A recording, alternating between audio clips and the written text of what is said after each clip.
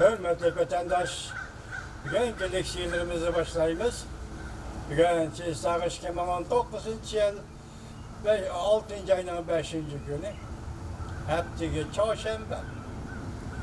Bugünkü leksiyalarımızı başlaştın evvel şu ki sizlere eğitilen vaziyet doğrusundaki paranlarımız Going Guide dedi ki 6. ayının 9. günü yani aldığımızdaki yekşembe Şangang'da intayın zor külemlik namayiş olun. Biz orada ahırda sözleyimiz, Going Guide'nin sözlüğün sözleri katlı sözler. Gerçi imanı olmasa mı bu bendenin insabı var değil. Going Guide'nin diğerlerine Allah aşına medet verip muş işlerini aşırı kaysan Allah. Endiki mağazamında Amerika Koşmuş Ştatlarının devlet işlakatı Mike Pompeo 4. ayının geçirenler 4. iyon vakasının 30 yıllığı bilen bayanat ilan kılıp Cungo halk kahramanlarına hürmet bildirdi. Mozul'da haber 6. ayının 4. günü Amerika avazından Xitay programması ilan kılındı. Haber bundan başlandı. 6. ayının 3. günü Amerika Koşmuş Ştatlarının devlet işlakatı Mike Pompeo Cungo asker çıkarıp bastırgan Tiananmen meydanının merkezinde yüz bergen demokratik namayiş hareketinin 30 yıllığını hatırlaş münasebeti bilen bayanat ilan kılıp Cungo halkının kahramanlarca karşılık gösteriş hareketiga hürmet bildirdi. Hem de Kompartiya rehberlik kılıp namayişti zorballık bilen bastırganlığını ayıpladı. Devlet işlakatı Mike Pompeo mındak görsetti.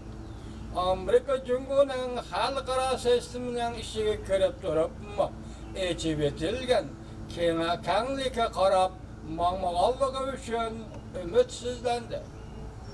Hem de bir partilik Cungo hakimiyeti hem de onun kişilik hukuklu depsendi kılvatkanlığını tenkit kıldı. Bu beyanatın tercümesi var. Tuluq tekşeti tüvenlikçe. 6. ayının 4. günü Büke 5. Cungo halkının kahramanlarca karşılık görsetken hareketini hatırlavatımız. Bu hareket 1989 yıl 6. ayının 4. günü yüz bergen. Şu çağı Cungo Kompartiyası rehberleri Tiananmen meydanıga tanka evetip demokratiya, kişilik hukuk talep kılgan omini ve okuvchilarni g'aljirlashgan sheriklashishi to'xtatishni talab qilgan ammo namoyishchilar va o'quvchilarni zo'ravonlik bilan bostirdi. Beijing ve Cungo'nun başka şehirlere toplangan minglagan, on minglagan devletlerin güzel istikbalini gözlegen qattiq azapı duchor bo'ldi. Gözlegenler qattiq azapı duchor bo'ldi. Ölüm yetim sani qanchalik hozirgacha aniqlanmadi.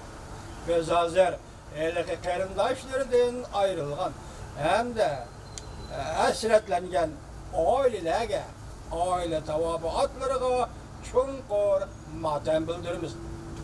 Bula cümleden Tiananmen anılarını mı öz içine aldı.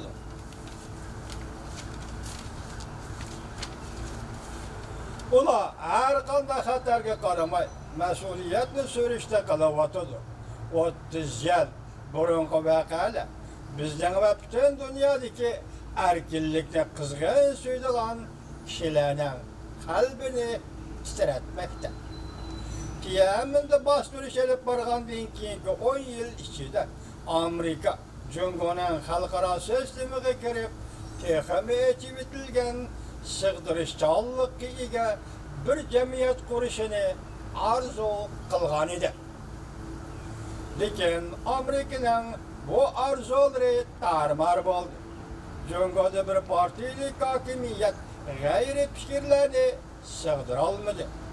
Fakat menfaatning ehtiyoji uchun har qanday vaqtda kishilik huquqni xohlagancha dafsanda qildi. Bugun Cungo fuqarolari yana bir qadimli kishilik huquq daxli tarvoz qilishga uchramoqda. Bo'libmi Shinjongda, yana bizning tilimizda mustamlika Uyg'uristonda Jungo Kompartiyasi rahbarlik qatlami ilonlik qalda, maqsadli qalda Uyg'ur madaniyatini bo'g'ib tashlash urinmoqda. İslam dini e'tiqodini tarmar qilish urinmoqda. Cümleden 1 milyondan ortiq Uyg'urlar va boshqa musulmon xalqlarni nazarband qildi.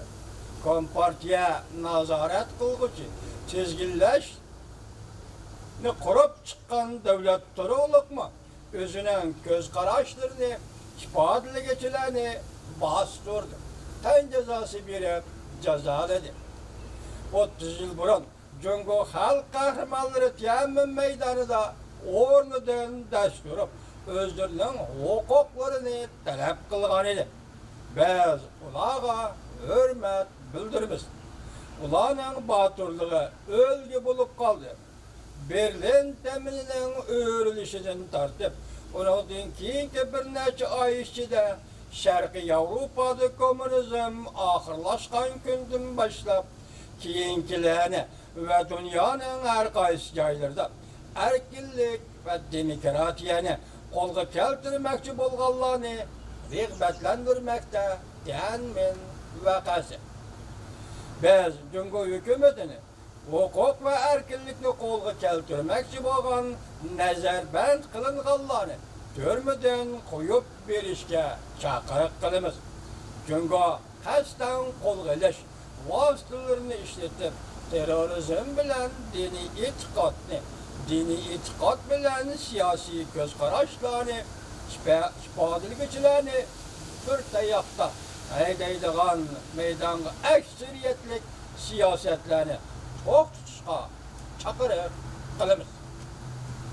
Yuqoridagicha 4-kuni 6-oyning Tiananmen voqeasi xotirlash munosabati bilan Amerika Qo'shma Shtatlarining davlat ishlar kotibi Mike Pompeo e'lon qilgan bayonotda.